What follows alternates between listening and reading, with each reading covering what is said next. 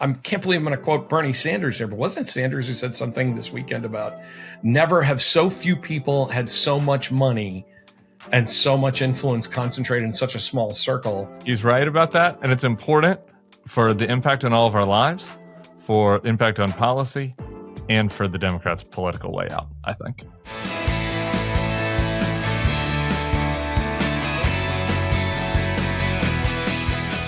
Hey everybody, it's Tim. During this podcast, me and Tom Nichols discuss speculation that Congressman Jared Moskowitz, a Democrat from Florida, was going to be named the FEMA director in the Trump administration. Since we taped, Moskowitz tweeted that he is not going to be interested in that job and that he'll be running for re-election as a Democrat in Florida, something that I commend him for. I wanted to leave that exchange, though, in the podcast because I do think it speaks to some real fundamental questions about how Democrats and how and the handful of anti-Trump Republicans that exist, how they should deal with this administration and kind of the ethics of that and the strategic thinking around, how to engage with the Trump administration. So we're going to keep that in there because I think the conversation is informative around that question. But the good news is Moskowitz is not going anywhere. The Democrats are not going to lose a seat in the House of Representatives. All right. Up next, our friend, Tom Nichols. Hello and welcome to the Bulwark podcast. I'm your host, Tim Miller. I've been having fun in the green room. But before we get to the guest, we're in the final stretch between Christmas or Hanukkah or whatever you're celebrating this year. Trump is going to be president again, so we're saying Merry Christmas again. So if you want to be a Bulwark member and you haven't yet, you can go to thebulwark.com/subscribe. That can be a Christmas present to yourself or to a loved one. Come on, join. We need to be together because out there in the rest of the world, it's scary and dark and bad. And so, we might as well all be dealing with that, processing it. My favorite word, processing all that together over this holiday season. Go to thebulwark.com/subscribe. Today, of course, my guest is Professor Emeritus of the Naval War College. He's a staff writer at The Atlantic. He's the author of the Atlantic Daily Newsletter. His books include The Death of Expertise. Dropping on Christmas Eve is an audiobook rendition read by Tom himself. It is Tom Nichols. He just blew his nose in the green room. I don't know if that's happening on the audiobook too, if people are just getting old man sounds. And what do you do? Do you freelance? Do you do the Trump thing where you read the words on the page and then you vamp a little bit? Or yeah, I stop every other paragraph and I go, so true, so true. So true. Great point, Tom. That is a good point, Tom. All right, Tom Nichols. I hear you're in Europe. You're in Europe, Prague, Brussels. What's the view from our European allies? I purposely went there with intending to avoid the news, which I did. I just tuned into the Beeb to keep up on the serious stuff. And it was a very nice break. It was a reminder of how self-absorbed American politics has become. That you turn on BBC World and you find out a lot about basically that the entire geopolitical order of the Middle East is being reorganized, rather than what Pete Hegseth's tattoos mean. There's news in Romania. There's coups in South Korea. There's stuff happening out there. There's stuff happening out there, exactly. But I went to Europe because my wife and I decided that after the election, win, lose, or draw, no matter how it came out, we planned like 6 months ago that after just living through all this politics that we were going to pull chocks. And so we started in London and we went through Paris and Brussels and ended up in walking the cobblestone streets of Prague, and it was very nice. But it was interesting because I went in 2017 after the election, and people would say, "Oh, you're an American. What's going on with that new president?" And this time, people were like, "Yeah, whatever." I ran into a few like British tourists, so like, "Well, interesting, mate. Yeah, and I'm like, "Yeah, whatever." Yeah. And I think, it's the same. The few times that politics came up when I was with groups, I ran into some Americans and, run into other people overseas. Excuse me. And, I just found myself and them with that sort of same vibe we all have over here of like, like, I don't know, you can't even sum it up in a word. It's more like, this sort of this kind of sigh of exhaustion of like, Jesus Christ, here we go again, This is defeat, kind of, right? It's like this acceptance. Like I guess this is just who you Yankees are, right? Well, I think that's, look, the first time you could write it off and say, most of us aren't like this. Most of us wouldn't have, most of us wouldn't want this guy, in our house talking to our kids. But, look, he won 49.8% of the vote or whatever it was. He won, as I said, in 2016, he won fair and square. Doesn't matter whether you like him or not. He's the duly elected president, 47th president. And you can't write that off as an accident anymore. You have to say, this is what American voters wanted. And before I get angry mail from Democrats who say, well, it's not what we wanted. Well, then, you didn't show up. So by default, you were either okay with it or it didn't bother you enough to show up in the numbers that you did in 2020. So, it is kind of who we are, that either we actively wanted this or it didn't really bother us enough to be, arsed enough to kind of go vote. So, yeah, there was that sense. I don't think it's defeat though, Tim. I think it's exhaustion. I think you got it right with, it's just like acceptance, like, whatever, I wonder then, last time we talked, it was 2 days after the election. And I went and I was re-listening to it in the shower this morning. I like to have Tom Nichols in my ear in the shower. That's evocative. Thank you.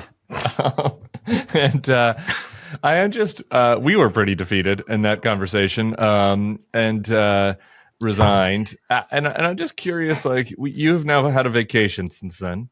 Since then, we've had Matt Gaetz nominated and then withdrawn as Attorney General, Pete Hegseth, Tulsi, RFK. All this has happened. The folding of the oligarchs, to Donald Trump, the acquiescence. I'm just wondering how you assess the state of affairs right now versus how you did on election night. I am both more, and I'm going to give you one of those Weasley answers. Yeah, great. I like Weasley answers. I'm more optimistic, Tim, but I'm less optimistic too. Okay. In what ways? I think, I knew it was going to be bad, but I didn't expect his cabinet nominations to sound like the setup for a cold open at Saturday Night Live. It's like you can see them sitting around the writers' room. It's like, okay. All right. So Pete Hegseth comes in, right? Because he's the Secretary of Defense now, right? And Tulsi Gabbard is the DNI. Okay.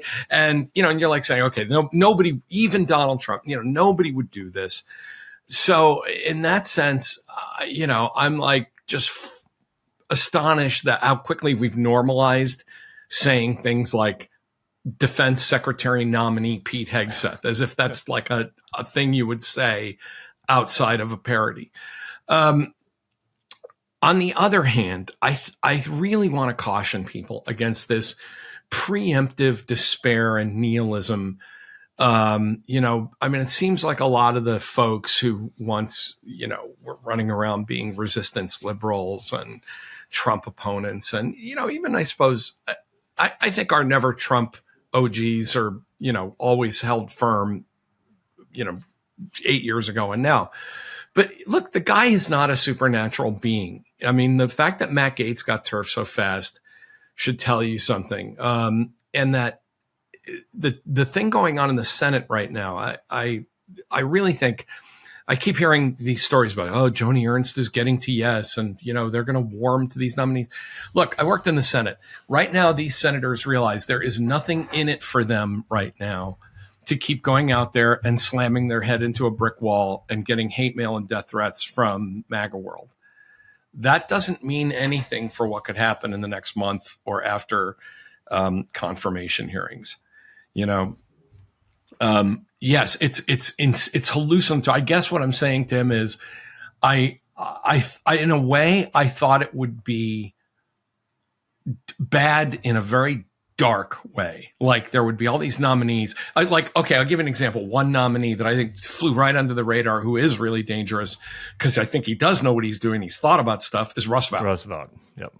You know what I mean? Yep. Like we're all sitting here saying, "Oh, again, what does it mean when Pete Hegseth, took his shirt off?" No, Russ Vought is the guy. If I'm going to worry about anybody, I worry about the guys who know what they're doing, who have made plain their intentions, in numerous writings and speeches.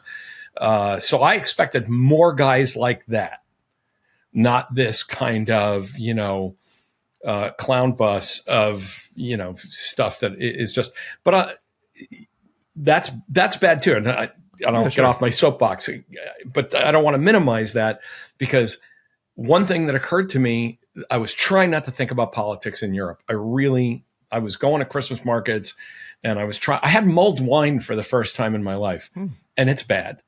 So I'm just going to say that. Yeah, I think it didn't taste good.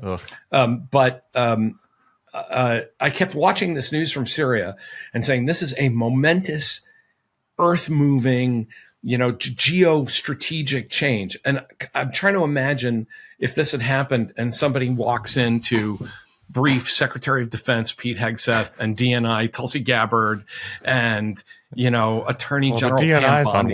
The DNI's on the side of the deposed. Well, exactly. That I kept thinking that it's like, okay, how do you go in and tell? How do you walk into ODNI, and there's Tulsi Gabbard saying, "Madam Director, you're not going to like this."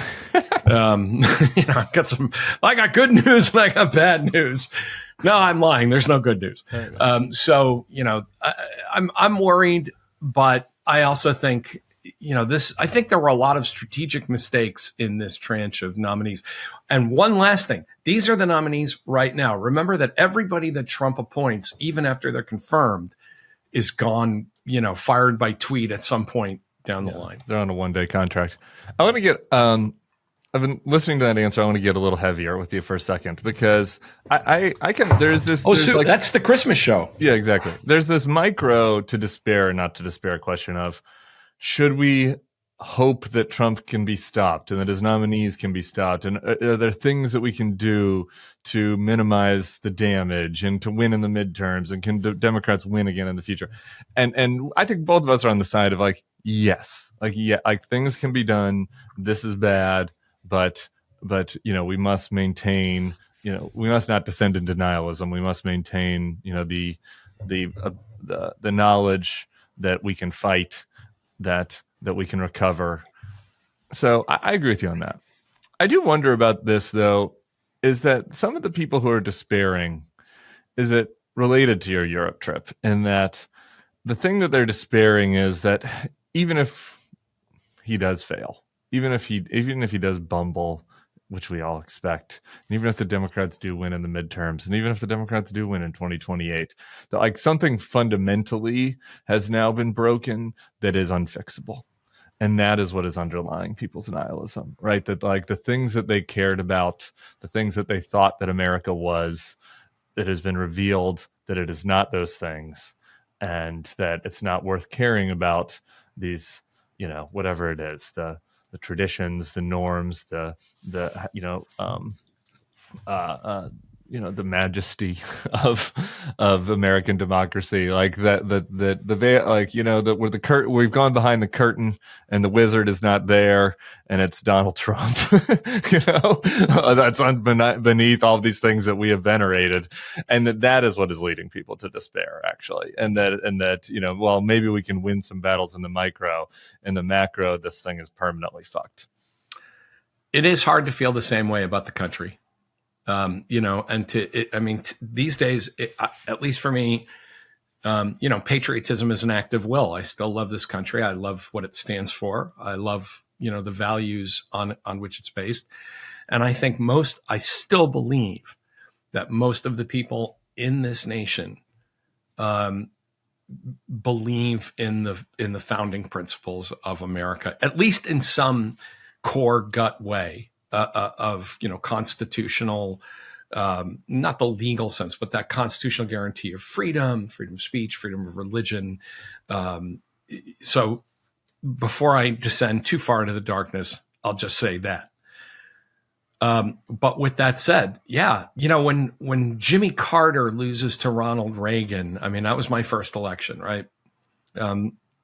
And, you had gripey college kids. And I was living in Boston at the time, liberals walking around Boston, oh, this is terrible, and America's screwed. But, you didn't have this sense of like existential doom, even among the far left. I mean, Nixon wins a landslide in 1972, and you don't get this existential doom. And in fact, he's gone 2 years later. This time, I think the problem is, and, you can tell that we both spent some time talking to Jonathan Last, who is the king of this kind of gloom. JVL is he's the prince of darkness when it comes to this, to say that if Donald Trump were impeached and removed from office, 3 days after he gets in, you still have to live with the fact that in many settings, you can look around the room and say, at least, if you live in a blue state, at least 3 or 4 people. And if you live in a red state, 7 or 8 people think that everything Donald Trump said was basically okay. Yeah. And that's hard. That's a hard thing to grasp. I was with some friends here where I live, and one of them said, well, you don't judge people based on how they voted, do you? And I said, I don't want to, but it's hard. I used the David Duke analogy. I said, replace Donald Trump with, David Duke. Say, I'm a good family man and I love my country, but I voted for David Duke. And, I'm sorry, but you reach moral conclusions about people when they do stuff like that. Yeah, I definitely have some neighbors that voted for David Duke.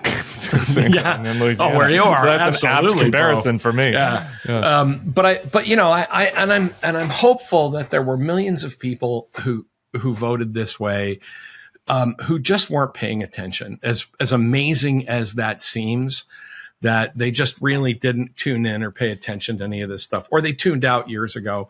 But yeah, I share that kind of existential dread that can the country.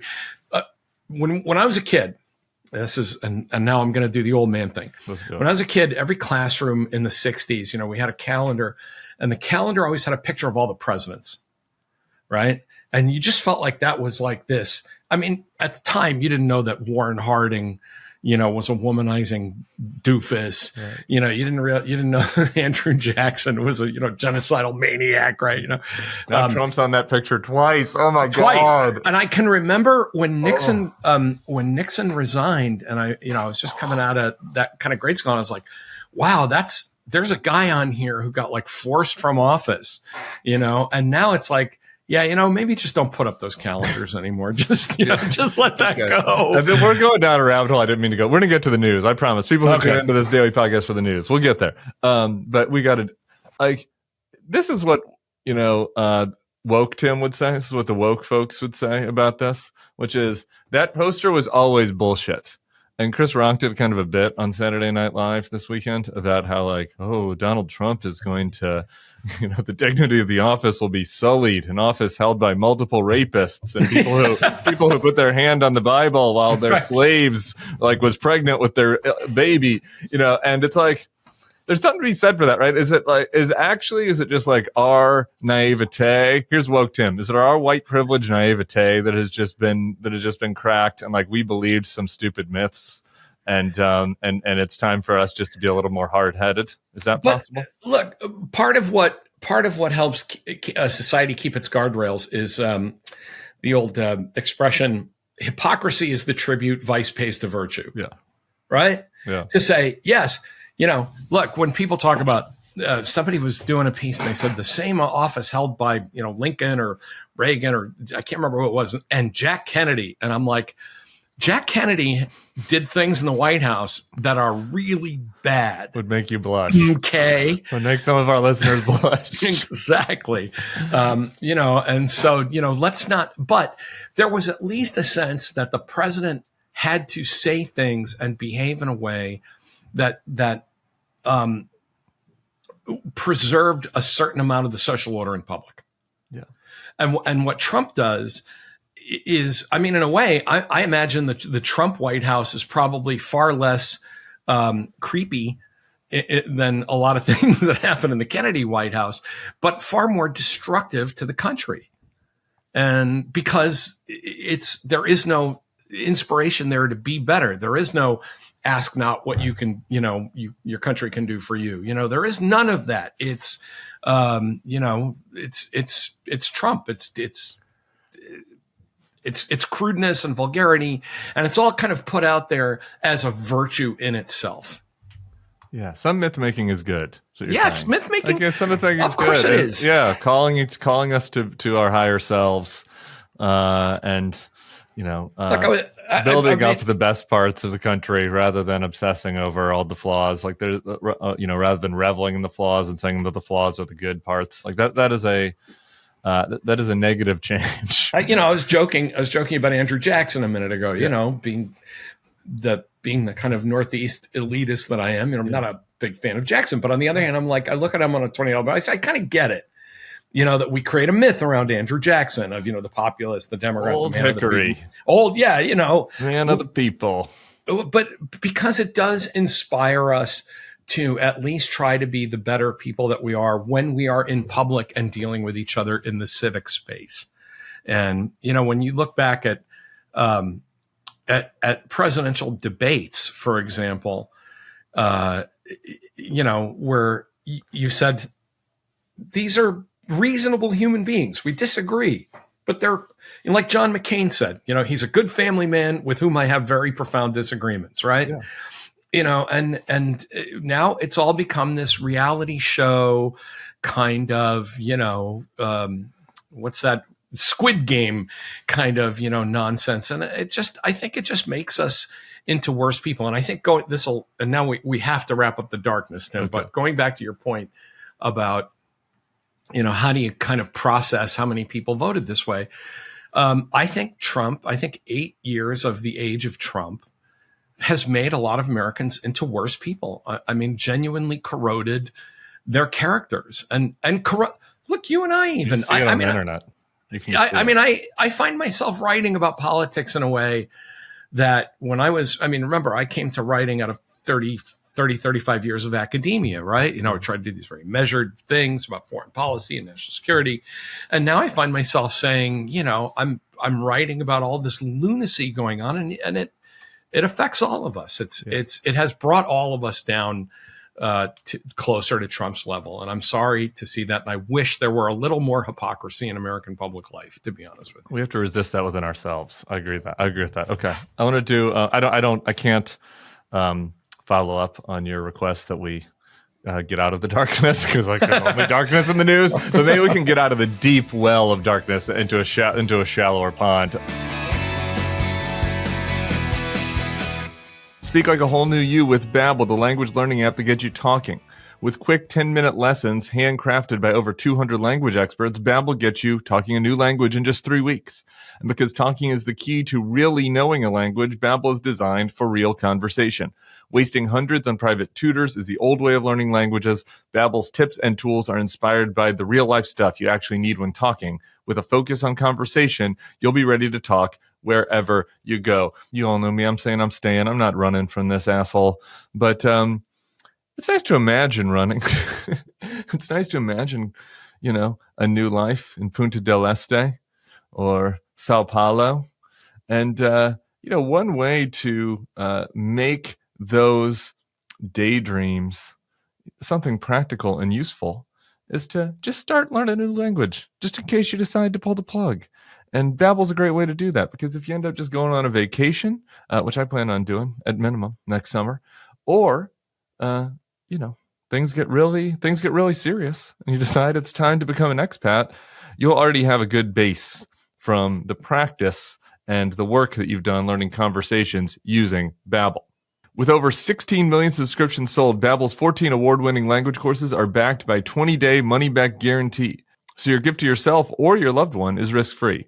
This holiday season, give the gift of language with Babbel. Here's a special holiday deal for our listeners. Right now, get up to 60% off your Babbel subscription, but only for our listeners. At Babbel.com/Bulwark. Get up to 60% off at Babbel.com/Bulwark, spelled Babbel.com/Bulwark. Rules and restrictions may apply. There's a news item yesterday that didn't get a ton of attention. I'm interested in your reaction to, because I had a pretty strong reaction to it. Jared Moskowitz, a Democratic congressman who I've had on this podcast, I think is a good congressman who's a very tough in the oversight hearings and the bullshit oversight hearings that James Comer was doing, Moskowitz, I think, was the most savvy in kind of pushing back and exposing how BS these investigations into Biden were. He was the director of, I forget what they called it in Florida, but emergency management, essentially. That might be the right title, in Florida. And he's friends with Matt Gaetz, which maybe raises a red flag. And I'm assuming that is what is underlining this. But he's been floated as the head of FEMA under Trump. And so you have these competing questions in a situation like this. It's a Democratic congressman that is in a swing. It's a Dem district, but it's a swing-ish district. So if you were to leave that to run FEMA, on the one hand, it's like, okay, this is an important role, and it's nice to have somebody that knows what they're fucking doing in this role, if the big one comes, or when the big one comes, as far as earthquakes or hurricanes, or whatever, the next 4 years. On the other hand, the Republicans have a very narrow House majority. If he leaves, DeSantis could keep that seat open for a while, give Mike Johnson some more breathing room. They could have a special election where a Republican takes that seat. That's very possible. It's not a safe seat. And the Machiavellian view of this, if the Democrats are going to play hardball, is it's insane for the Democrats to give up a seat in Congress to go do this. And we shouldn't assume that Donald Trump will pick a weekend talk show host to head FEMA. like we should live in a world where you'd assume that the other party would pick somebody else that knows what they're doing when it comes to emergency management. So, and if not, let them, wallow in their own incompetence. I'm curious where Tom Nichols falls on that question. Let me tell you, after being in Europe, there's an Americanism. Let me tell you.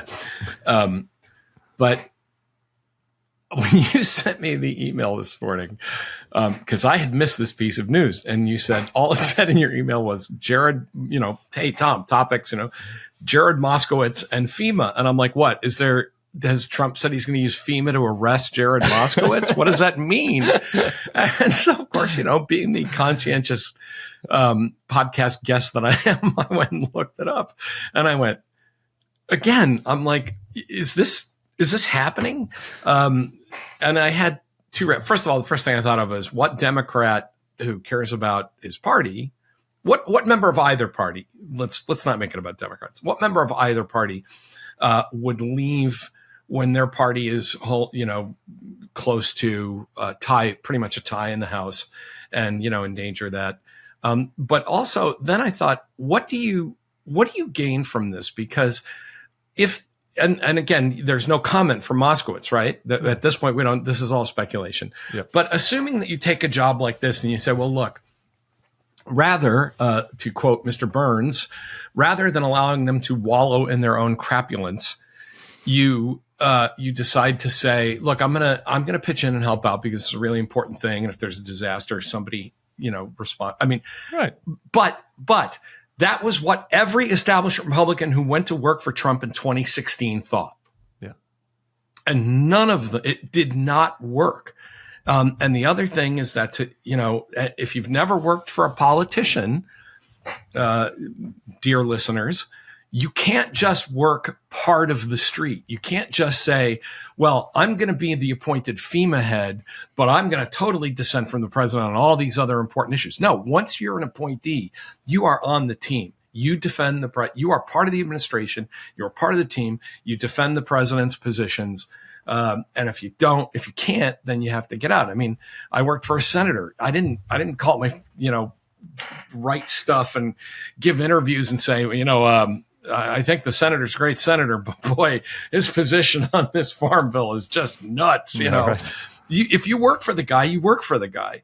And I just don't understand how I think I understood that idea in 2016 or 2017. I don't understand it in 2024, how anybody can think that they are going to do that and somehow end up unscathed. And so I don't know. Maybe, to me, this is the fundamental truism of Trump, right? Which is the people who get involved because they think that they are going to be able to clean him up are only made dirty by him, right? Like he doesn't get clean, they just get dirty. Like that's what happened. Like that's it. Like that's happened every single time. There's like no counter exception. and that I'll be allowed to do my job and do good things for America, and my, innate merit and talent will see me through, and I won't get caught up in all of this other horrible shit that goes on in Washington. No, to join this administration, and really to join almost any administration, but especially this one, you are going to get caught up in it. Yeah. And especially in an organization that is at the center of so many crazy pants, bonkers conspiracy theories. Like climate, yeah. Look, you become Deborah Birx. Yes. You become Deborah Birx. You go and you become Deborah Birx, who, by all accounts, is a serious person that just got totally sullied and her reputation ruined while she tried to nudge Donald Trump to do better. Right. I think that's a really good analogy, Tim. I think she's a good example of, I tried to defend Birx during the pandemic by saying, look, she's, an appointee, she's an ambassador, she's a career military officer, that telling the commander in chief that he's all hosed up doesn't come naturally to a lot of, former military folks. It's not part of that culture. What do you expect her to do? Just walk out and resign in the middle of a pandemic and all that stuff. But with all that said, hey, she's a big girl, grown woman, a colonel in the army. I mean, an ambassador, a doctor. At some point you say, yeah, maybe I do walk out there and say this is too hosed up. But as you say, the lesson is out there. This time there cannot be any doubt about what happens to you if you become part of the Trump administration. Look, with all the news we're subjected to 24/7 being downright depressing about the future, everything can feel a little overwhelming. And you can regain control with a life insurance policy found just for you by the licensed insurance agents at SelectQuote, which will protect your financial legacy.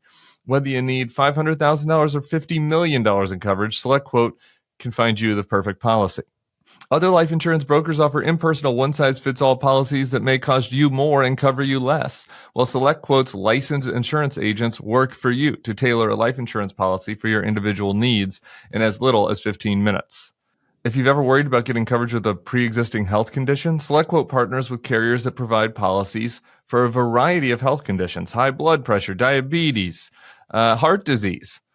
No matter what, SelectQuote partners with carriers that can cover those conditions and others. Head to SelectQuote.com and a licensed insurance agent will call you right away with the right policy for your life and your budget. SelectQuote, they shop, you save. Get the right life insurance for you for less at SelectQuote.com/Bulwark. Go to SelectQuote.com/Bulwark today to get started. That's SelectQuote.com/Bulwark. Hey, y'all, if you love this podcast and want to listen to all Bulwark podcasts ad-free, join Bulwark Plus today. You can click the link in this description. You'll get the best politics newsletters in the business, and you can become a Bulwark Plus member right now. We'd appreciate it.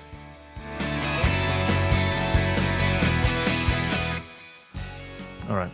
I want to talk about, we've been spending a lot of time on these tech oligarchs, because I think, frankly, it's a related to Trump story, but just even distinct from Trump, it is, I think, the biggest story of the next 4 years. What is happening with these tech oligarchs as they try to centralize power and control over all of our lives? I've been talking about this a little bit with Ann Applebaum on Friday and with others, but there was one little anecdote that I missed that was in the Atlantic Daily newsletter that I want to get your reaction to. It was first reported by Brian Schwartz and Dana Mattioli over at the Wall Street Journal. The day before Thanksgiving at Mar-a-Lago, Mark Zuckerberg stood hand over heart as they played a rendition of the national anthem sung by January 6th prisoners. Yeah. That's where we're at. We're at. Zuck, who in 2017 was doing this apology tour where he went around the country listening to people and trying to understand, where he had gone wrong and how Trump had taken over the country. And I'm trying to be an earnest, I'm this earnest business leader who cares about you. No. This time I'm going to fly down to Mar-a-Lago. I'm going to suckle on Trump's toes, and I'm going to put my hand over my heart as people that stormed the Capitol sing a rendition of the national anthem. Really didn't need the thing about the toes, Tim. Sorry. But I think the dark, I mean, I have a lot of theories about the kind of tech oligarchs that came up in the 90s, which I think were a very dark time in American history. I'm actually reading I shouldn't plug other people's books, I guess. So, but because, you got to get out there and get my audiobook, but I've been reading the John Ganz book about the 80s, which I think has been just, it's been on my list. It's actually very good. And I think, even where I disagree with it, I think it's easy to have reasonable, but interesting disagreements with it. But the 90s to me were this time where, guys that were not, shall we say, the most socially adept human beings, nonetheless kind of walked into this internet casino and came out gazillionaires. They invented something, and God bless them, right? If you invent a browser or an app or whatever it is, and you get rich off it, that's the American dream. I think that's wonderful. Somehow, though, that as those guys progressed into middle age, two things were true. One is that they became convinced, as rich people often do become convinced, that great wealth means that they have great insights about everything. And also that they still carried those kind of weird insecurities and resentments, from being nerds or whatever they were back then. I mean, you look at Zuckerberg, you look at Musk, you look at, who else do you want to pick? There's this kind of strange, almost outsider status that they can't seem to get over. I mean, Musk and Trump is such a natural pairing to me, of two guys that no matter how successful they get are always trying to figure out where the cool kids are. You know what I mean? Yeah. Have you seen Zuck's new outfit? He's had a little makeover. It's good, actually. But I mean, it speaks to the insecurities you're talking about. There was a lot of stuff in the social network that was fictionalized, but there were, there was an essential truth that this was kind of like, how did this guy become famous? Well, sort of hanging out and feeling sort of socially excluded and creating this thing, and it makes you super rich. It doesn't make you super smart. And that's what really, when I have interacted with some of these guys, David Sachs comes to mind. Nothing makes them angrier than telling them, look, this is not something you know about. No, you don't really understand the Ukraine war. I'm sure you invented a very good app that does a thing on my phone, and I'm glad you got rich from it. But that doesn't mean you have a clue about geopolitics in Central Europe. And they just get furious about that because, again, it's that sense of no, I matter. I'm important. I have big things to say about important stuff. So it's not surprising that when finally Trump says, hey, all the gates are down, experts don't matter. All that matters is that you come and, kiss my ring and you can talk to me about any kind of important stuff. That's catnip. That weds this notion of that great wealth should imply great influence, as opposed to people saying, hey, I'm a really rich guy, but this isn't my bailiwick, This might be an area where this is his bailiwick, but the other example of this is this Mark Andreessen. And I'm kind of obsessed with him right now because everybody's focused on Musk because he's so public about everything, and Zuckerberg because he's so famous, and Bezos. And, Zuckerberg and Bezos have bent the knee, and Musk is, like the most powerful oligarch in the history of the country. I mean, certainly in the post World War II era. Maybe if you go back to the robber baron era, there's a good analogy. I'm going to take issue with that, but after you finish, okay, go ahead. Let's take issue with that because I want to wait to get to Anderson. Go ahead. Let's talk about. I don't think he is certainly the most visible. He has a lot of influence over, a president elect at the moment, but of course, as is always the case, whoever the last guy in the room is always has a lot of influence with Trump. He certainly seems to spend more time with Trump than who's the guy I'm trying to think of? He's supposed to be really close to Trump. Vance, J.D. Vance. Oh, the vice presidential the vice president. The invisible man, right? I mean, if you were from Mars, you would think that Elon Musk was Trump's vice president at this point.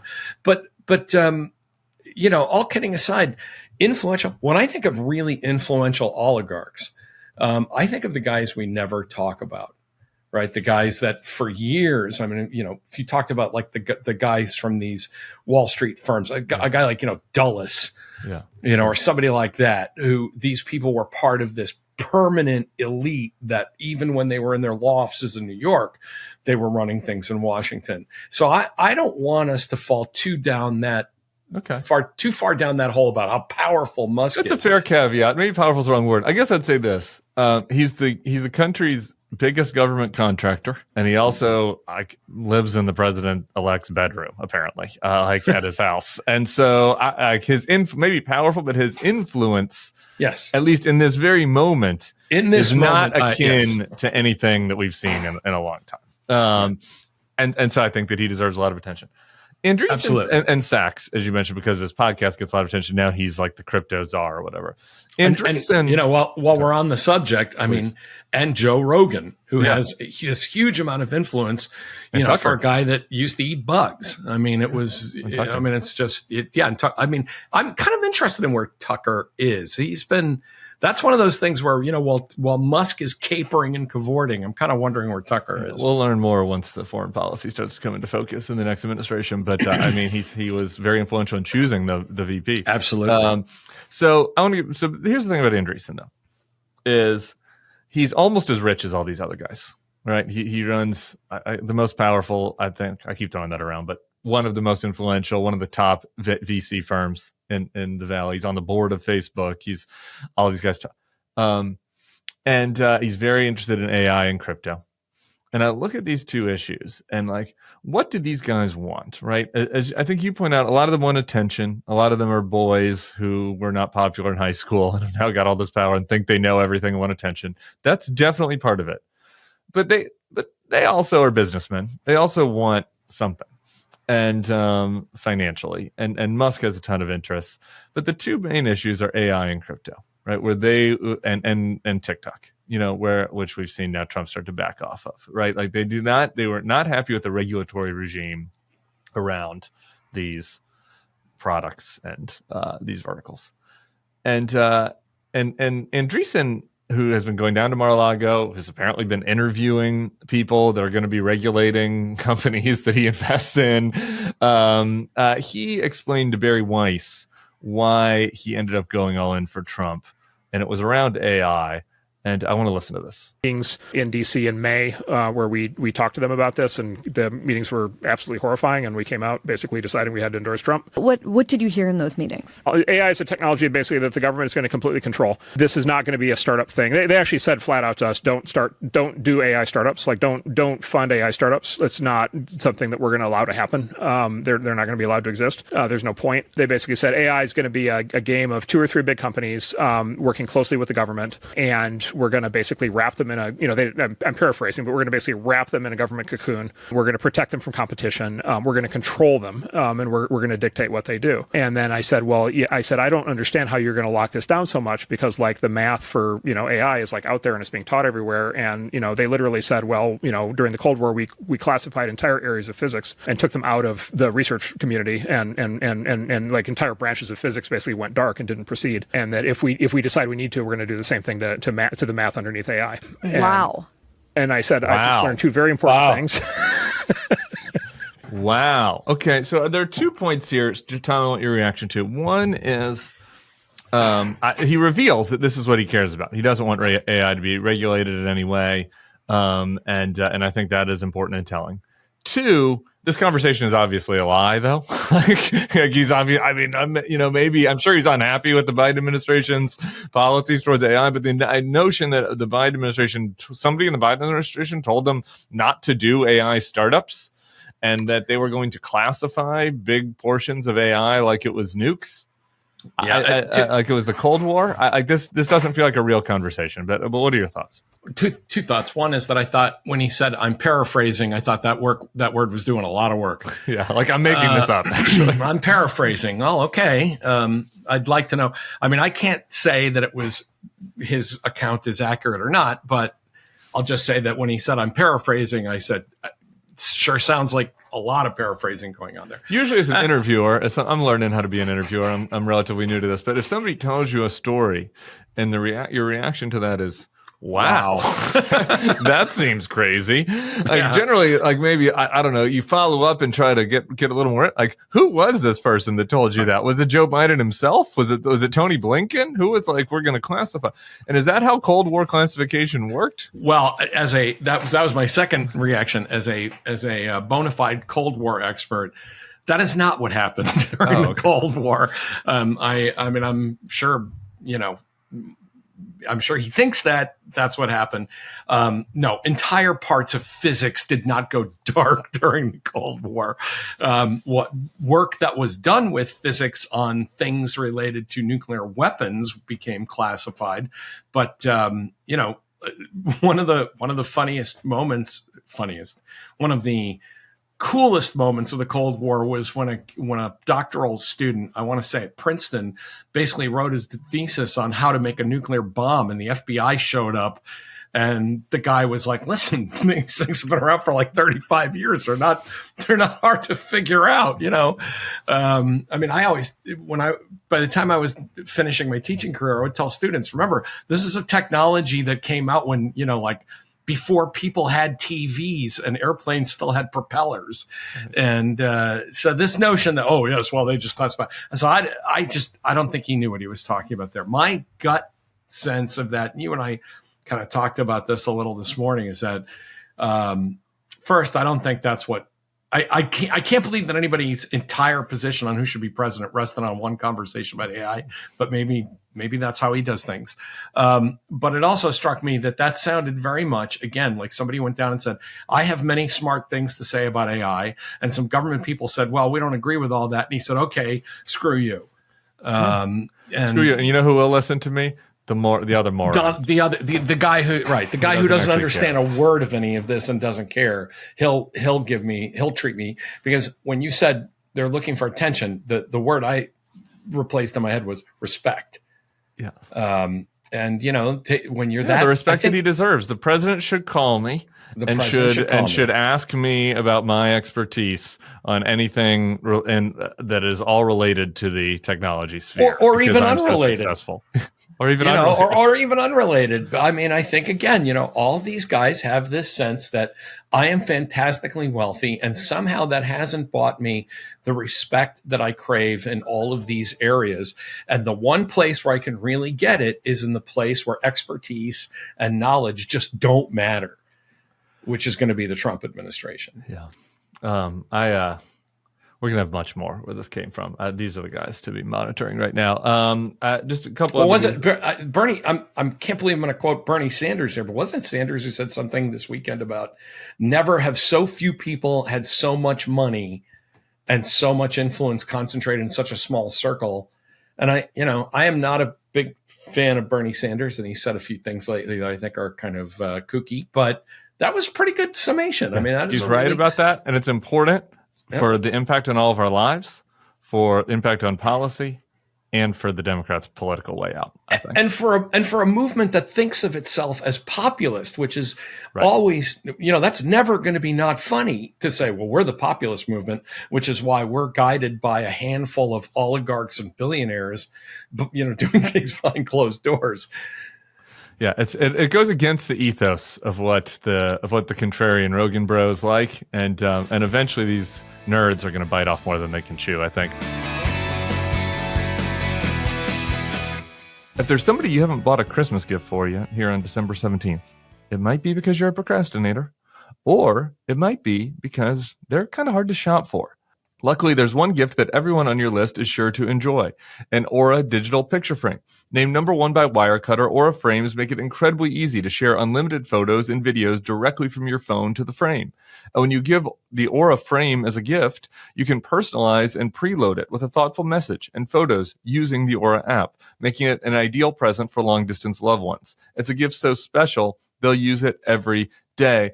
The good people at Aura have been giving me, some extra Aura Carver Matte digital frames, so we've been handing them out. And the fun part is you can give the same gift to your friend and to your aunt, but have it be totally different, have it be totally personalized. The aunt is going to get pictures of my daughter and the family, seeing what's happening out there. Now they can have a view into our life here in New Orleans. The friend you can send them old, funny, drunk pictures from college. And it's like a whole different type of experience. It's a gift that works for everybody. So save on the perfect gift by visiting auraframes.com to get $35 off Aura's best-selling Carver matte frames by using promo code BULWARK at checkout. That's auraframes.com, promo code BULWARK. This deal is exclusive to listeners, so get yours now in time for the holidays. Terms and conditions apply. Just a couple other news items really quick. I should mention, you mentioned the Assad defenestration, the overthrow of Assad, and how you saw that from Europe. I do need to mention, I had referenced, I forget if it was with Bill or with Anne, the video of Clarissa Ward, and there's a man who was released by rebels from a Damascus jail, and we talked about that and just how amazing that scene was. It turns out that was a whiff, and that the person that was imprisoned was not actually imprisoned. He was a intelligence officer for Assad that had tricked CNN. So Clarissa Ward's an amazing journalist, but CNN had to correct this kind of embarrassingly. Since I mentioned it on the pod the other day, I wanted to also mention that. But regardless of that specific incident, these images of people being released from these prisons are moving. It's the real ones. So I'm curious if you have just any other big picture thoughts on what's happening. Yeah, people. Well, first, let me say about the Clarissa Ward thing. Yeah. This is people. I think people are just too hard on journalists on the ground in places like that. In the middle of a total shitstorm, you're going to make a mistake now and then. Yeah. But you should, instead of saying "aha, gotcha," as I think too many people wanted to do, because that's the new game with journalists for 10 years or so, should say, wow, it's really great that somebody had the stones to actually be there in places that you'd be standing outside the embassy screaming to get you out in the middle of that. So I give all the credit in the world to those folks, and if they have the occasional stubbing of their toe, that's just the way it happens, and good for them for being there. But people should understand how epical this is. I mean, this is Assad. The Assad family has been in charge of Syria since I was a boy. A long time that, indeed. This is, we've had our old man jokes, and yes, back when dinosaurs roamed the earth, and I think or onions on my belt was the style was the style at the time, exactly, and the idea now that this regime has collapsed, the Iranians are in a tough spot. The Russians have been flushed out of their one major geopolitical toehold outside of Eurasia, which is amazing. This is, and by the way, for the Russians, one thing that I think some of the better reports have focused on, but that has been glossed over in all of the jubilation. Putin for years made his mark, his name by saying, if you're a friend of mine, you don't go down. I don't let that happen. My friends don't get pushed out of power. And this time this happens like in, 72 hours. And Putin's like, well, what are you going to do? I'm busy. And that stings. That's a big black mark. And unfortunately, and I'm going to bring this back to American politics. Unfortunately, instead of being able to, really hold on the pressure and keep pushing back the Russian position in Ukraine and, in other parts of the world, he's going to get a respite now. Yeah.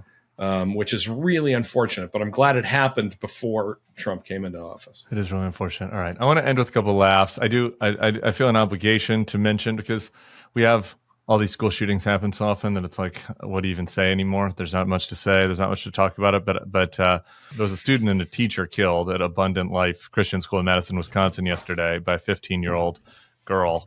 A second grader called in the shooting, which tells you something about American life.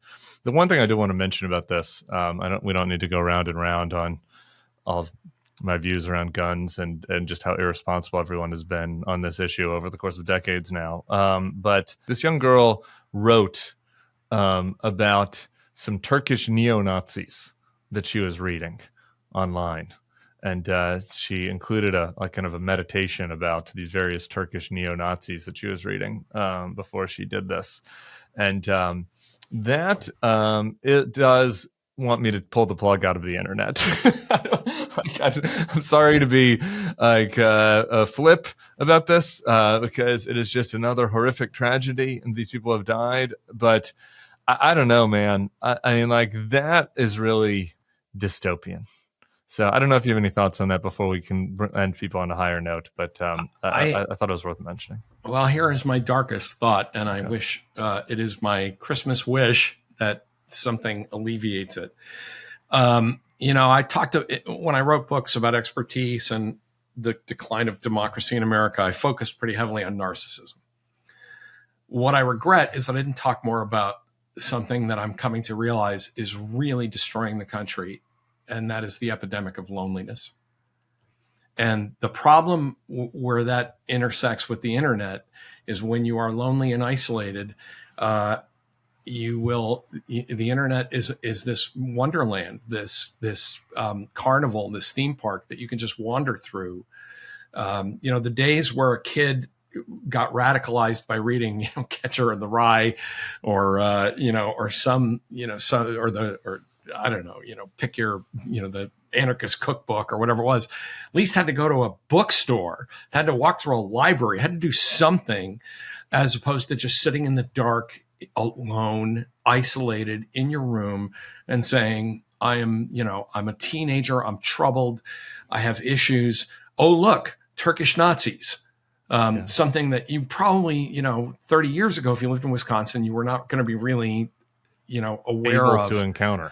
And so that one thing that we know from research about extremist groups is that they are reaching out across boundaries to feel like they're bigger than they are. To say, the way I always put it is every town has one guy who thinks that aliens are stealing our water, right? Problem is, if you have 1,000 towns and the one guy in each town reaches others, well, there's 1,000 of us now. We're a union. We're a movement. No, you're just the one guy in every town who is, committed to these kind of bonkers ideas. And the internet has really, I was such an internet optimist. I was the guy, when I was in my late 20s, and I was a young professor at Dartmouth, I was the guy that showed other people how to use like Netscape. Yeah. Speaking of Andreessen, I was this person on social media, in my 20s, like teaching people how to get on to fucking MySpace and Twitter and stuff. Showing these 50, 60-year-old professors that were my senior colleagues saying, hey, there's this thing and it's called a browser and it's cool. But I've come to realize that it's, it's basically the internet is a giant bad neighborhood that you can wander around in if you just have too much time on your hands, and it'll just lead you into trouble. And I hope somehow, what's the answer to anybody listening? It's going to be counterintuitive to say, stop listening to podcasts and go outside and, go to a movie with a friend. No, it's not. That's not counterintuitive. That's fine. Please, I agree with that. And people should go do that. And you should get involved with other young people. One of the most fulfilling things that I had done was done various mentorship programs. And frankly, I fell down on that a little bit during 2024. But, going to work with kids, doing homework with them, it's fulfilling for you. It's good for them. Teens need to have encounters with other humans that are constructive and that are, filled with demonstrations that people care about them. And I do think that makes a difference, and people should look into that. That'd be a good New Year's resolution for everybody in 2025. All right, let's end with I have to dunk on you. Oh, here it comes. You're so proud of yourself. You posted on the Blue Sky. You skied a Christmas playlist, and I got to tell you, I have put together over 2 decades. I've curated the ultimate Christmas playlist, the best playlist that exists on planet Earth. We'll put it in the show notes. We'll compare it to your sad limp playlist. I have gone through all of the renditions of Joy to the World and just pulled out the best ones of everything, of O Come All Ye Faithful. We have everything from Nat King Cole all the way up to Sufjan Stevens. We have random songs that just mention Christmas in the middle that aren't Christmas songs. It's everything. And it includes No Crap, No Paul McCartney, wonderful Christmas time bullshit. All right. It's only bangers. All right. And so I put that together. I want you to be able to do things that are fulfilling for you in your life. So I'm happy that you're kind of just starting one of your own, but I want to kind of set a higher bar for my Christmas Spotify list. Okay. First of all, I'm going to apologize for Wonderful Christmas Time. Somebody asked me why it's in there. And I said, I don't know. I had fond memories of my freshman year in college when it came out. And so I put it there because even though I put it in my list, I turn it off when it's on the radio because I can't help it. Okay, I think somebody had a great line about that, which was Paul set out to write a Christmas song, and instead he decided to experiment with every sound a synthesizer could make, which I think is true. On the other hand, I tried specifically to make it a combination of kind of 70s and 80s pop linked to schlock. So, of course, Andy Williams is in there. Of course he is. You don't have a Christmas list without Andy Williams. And if you and I are going to disagree about this, I'm not sure we can be friends. Okay. But I don't have any Andy Williams, so this will be a challenge. Oh, my God. Look at mine. I will peruse your Andy Williams, and we'll take it from there. You are familiar with a recording artist named Andy Williams, right? You know he existed and was the voice of Christmas for most of the 1960s and 70s. I mean, like the fact that person exists, yes. Like, what does he look like? Any fun facts about him? I don't have. This is why generational conflict exists at all. But I also had stuff in there. I tried to put in things that were not people that didn't think of, as cheery Christmas stuff, like Circle of Steel by Gordon Lightfoot, which is a wonderful song. Yeah. Yes, I included Do They Know It's Christmas? Because actually I kind of like that song in part because Sir Bob hated it after he wrote it, and I've always enjoyed. I'm Greek Orthodox, okay. And one of the things that always makes me laugh about that song is he wrote it about Ethiopia and the famine in Ethiopia. Apparently, Sir Bob didn't realize they are actually Orthodox. The major religion in Ethiopia is Orthodox Christianity. Right. So yes, in fact, they did know it was Christmas. But I have this cool 12-inch, and you and I fooled around with it in the green room. I have this cool 12-inch that I bought, which again, why do I like it? Because I have, fond memories of buying this in a Boston record store. And the other side is this long outro where they finally finish, and then Bob Geldof says it's now 6 a.m. on November 25th, 1984. And everybody on the record comes in to say, Merry Christmas. Hi, I'm Sarah from Bananarama. Happy Christmas. The guys from Big Country, they're all Scottish. One of them says, we're here to wish you Merry Christmas.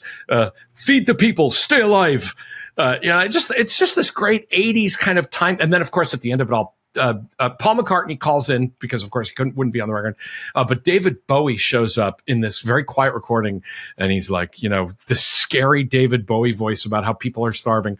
It's just this great kind of 80s times capsule. So give me my nostalgic moments. But other than that, there's stuff on there that I will absolutely defend, including if you don't like The Waitress's Christmas wrapping. Oh, a great song. Why don't we end in an agreement? All right, there we are. That's at the top of my list. So wonderful. That will wrap up the show. And Tom Nichols, we can say Merry Christmas again. So Merry Christmas to you. I will see you in the new year. As Freddie Mercury would say, thank God it's Christmas. Thank God it's Christmas. That's Tom Nichols. We'll see him in 2025. We'll be back here tomorrow with a serious discussion and a serious guest, as is needed in these serious times. We'll see y'all then. Peace.